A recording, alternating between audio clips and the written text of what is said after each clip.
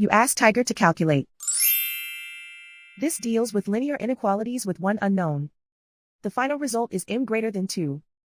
Let's solve it step by step. Group all constants on the right side of the inequality. Subtract 82 from both sides.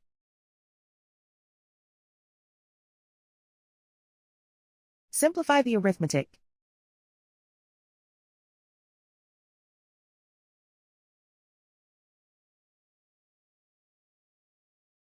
Isolate the m. Divide both sides by 5.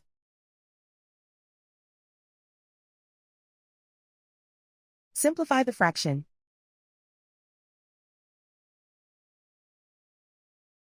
Find the greatest common factor of the numerator and denominator.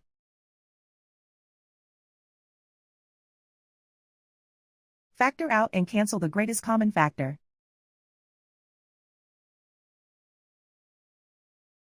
Plot the solution on a coordinate grid.